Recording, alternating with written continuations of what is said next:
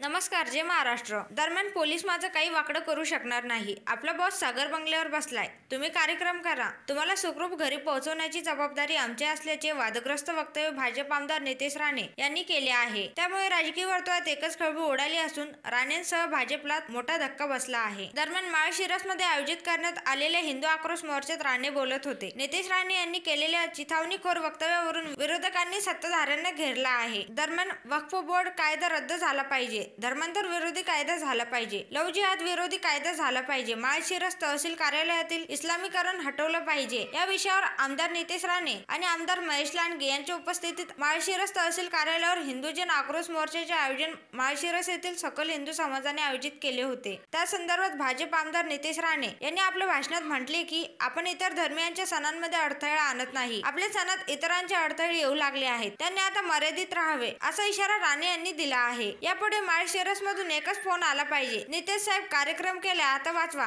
झाल्यानंतर तुम्हाला सुखरूप घरी पोहोचवण्याची जबाबदारी आमची असणार. पोलिसांसमोर बोलतोय. माझं काही वाकडं होणार नाही. आपला बॉस सागर बंगल्यावर बसलाय असे वक्तव्य त्यांनी केले. एवढंच नाही तर कोणत्याही अधिकाऱ्याने आपल्याकडे वाकड्या नजरेने पाहिले तर त्याच्या कानाखाली वाजवल्याशिवाय गप्प बसायचे नाही असे चिथावणीखोर वक्तव्यही राणे यांनी केले आहे. तसेच माळशिरस येथील तहसील कार्यालयात काही अधिकारी मुस्लिम तुष्टीकरण करीत असल्याचा आरोप यावेळी करण्यात आला आहे. हिंदूंच्या कार्यक्रमात कोणती गाणी वाजवायची हे सांगणारे अधिकारी कोण असा सवाल करीत राणे यांनी प्रशासनावर देखील जहरी टीका केली आहे. आता तुम्हाला वाचवायला लोकशाही आघाडीचे पवार किंवा उद्धव ठाकरे वाचवायला येणार नाहीत असा इशारा त्यांनी यावेळी दिला आहे. एवढेच नाही तर सर्व मुस्लिम समाज हा पूर्वीचा हिंदूच असून त्यांनी याची जाणीव ठेवावी आणि काशी येथे हिंदूंना पूजा करता यावी असे आवाहन केले. या सर्व मुस्लिमांनी पुन्हा मूळ हिंदू धर्मात यावे असे आवाहन करीत यानंतर आपण सर्व हिंदू गुण्या गोविंदाने नांदू असं देखील राणे यांनी सांगितलं. मात्र आपल्या भाषणात त्यांनी अनेक वेळा भडकाऊ भाषण करीत आपल्या पाठीशी राज्याचे गृहमंत्री आणि सरकार असल्याचे त्यांनी वारंवार सांगितले. त्यामुळे राणेंसह भाजप पक्ष अडचणीत आला आहे.